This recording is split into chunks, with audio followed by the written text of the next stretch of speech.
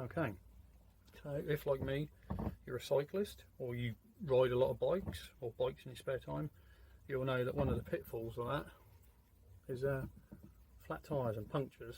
Now I've got a puncture in this one. It's not quite down all the way.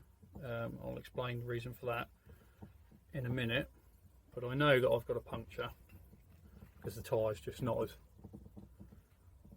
inflated as it usually is. And also, just take the valve cap off. You can't quite see it, but just about here there's a slight wet patch. There's a reason for that. So anyway, fixing them's easy. You can pick up puncture repair kits from, you know, like bargain shops, Wilkinson's, Poundland, and you get rubber cement, maybe some tools, some tyre levers, and obviously patches and some other bits and pieces. First thing I'm going to do is I'm going to let all the remaining air out, and to do that, rather than press the little valve in, do it like that, I'm just going to unscrew the valve. And some puncture repair kits come with a little tool like this for removing these, which I think are Schrader valves. They're like a car tyre valve. I'm just going to let all the air out gently.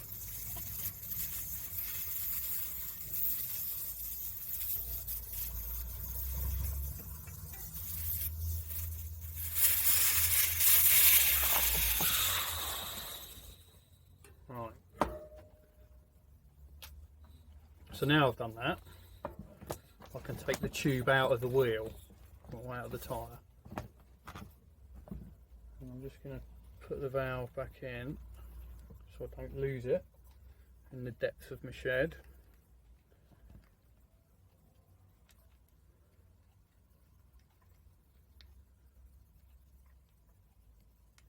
Right, now again, something else, puncture repair kits come with tyre levers. Now I find, to be honest with you, that these little metal ones that came with one kit that I've got, and somewhere I've got a set of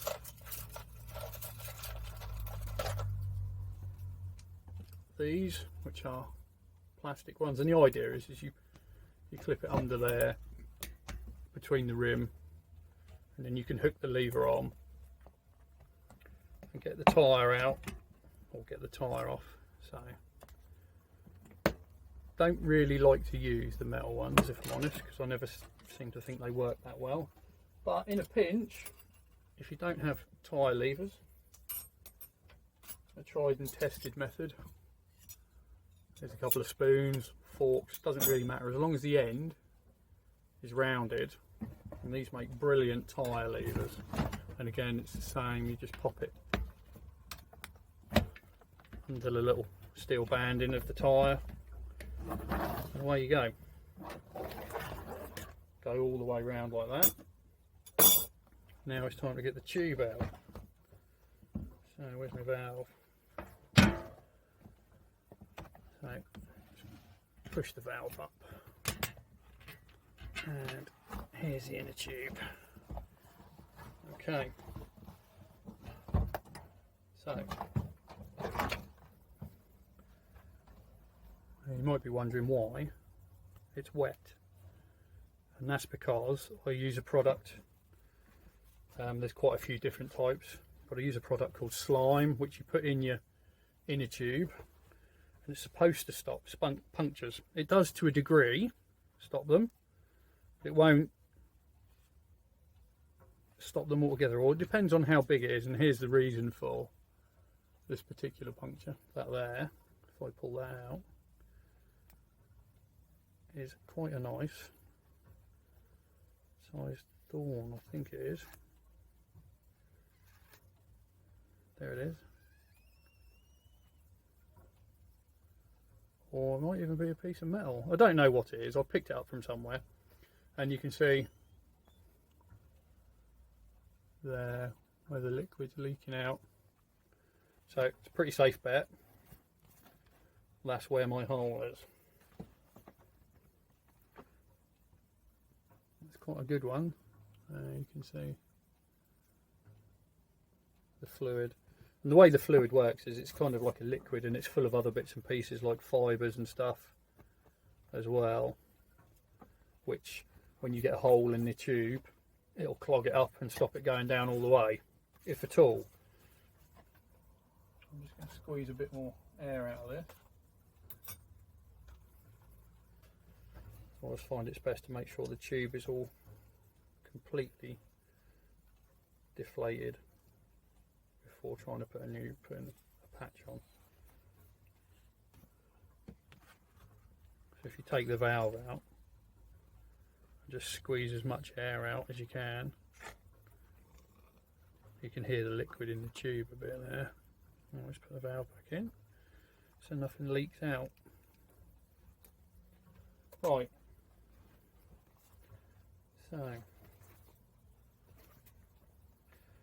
now I've got to find my hole again. There it is.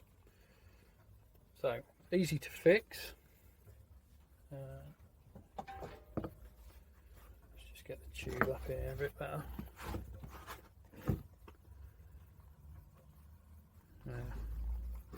So in your tube kit,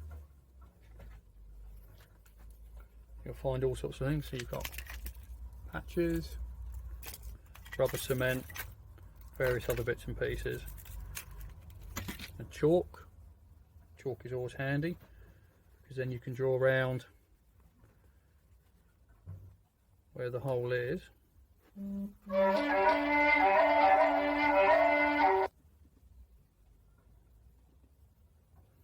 So I know that's where I've got to put my patch. The next step is to rough the area up. So, made a mark with my chalk. Just going to get a little bit of sandpaper. Again, this comes in the kits as well. And I'm going to rough up all the rubber around that area. It's like keying the surface, like you would if you were painting something, I guess.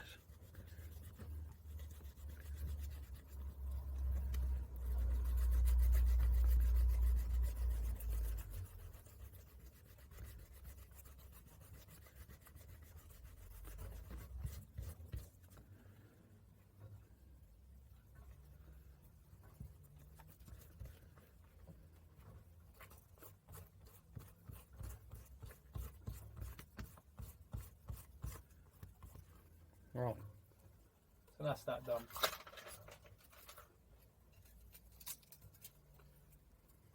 The next step is to get some of your rubber cement and put it all over the area that you've roughed up.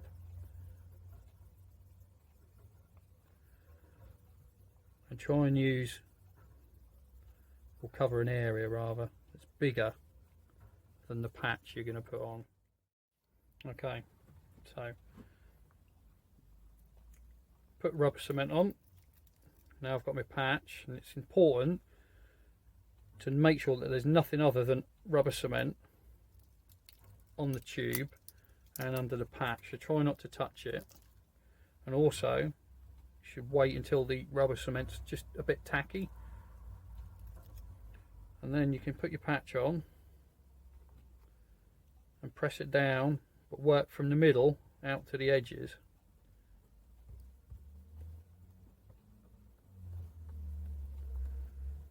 Making sure you've got no air bubbles or anything like that under the patch. There. And that's that basically.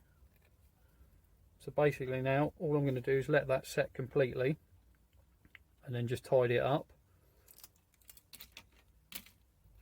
It doesn't actually say on the tubes of rubber cement, but I would recommend leaving it for a good 20 minutes, half an hour, just to make sure that it's properly set. If you haven't got that long, what you can do is use the little bits of chalk that come with it, and you should have a grater as well in the kit. Yeah. Little thing like that basically, and all you do as you grate it over where you've put your patch, so any extra rubber cement is covered up by the chalk, and that'll stop it sticking to the inside of your tyre. So I'm going to leave that now to set, and then I'll pump it up and see if it holds air. Okay, so patch should be good and stuck now. What I'm going to do is put some air in it and see if it leaks, and check for any other holes. If you get a puncture and you can't find where it's actually leaking from, one of the easiest ways to figure that out is to fill up a sink full of water and then inflate the tube in it.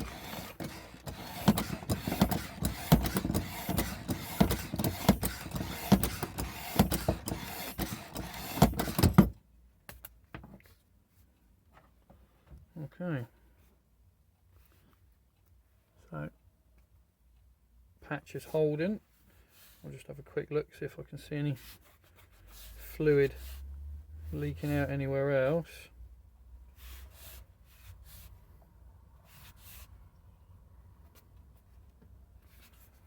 I don't think so.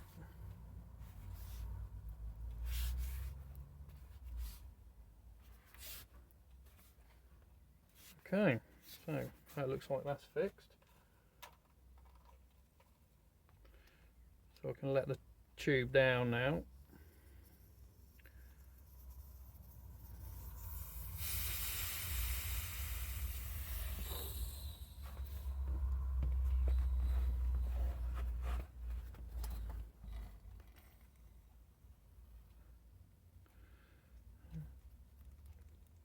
Right, so that's ready to go back into the wheel. Let's just move that. Before I put the tube in, I'm just going to run my hand around the inside of the tyre. See if I can feel any more things sticking through, like thorns or anything like that, because you don't want to fix it, put it back on and then give yourself another puncture. Okay, that seems fine. And to get the tube back in, the way I do it is just make sure it's not twisted. Is to pop the part with the valve in first, and then gently feed it in.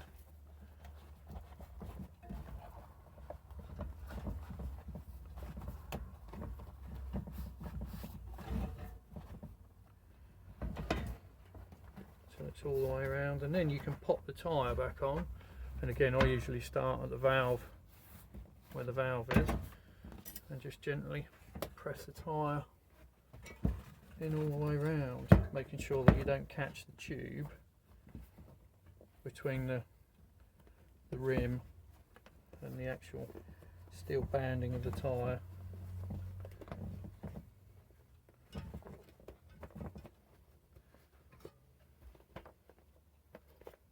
And then once you've got most of the way round, you can just push it over and it should just pop back on.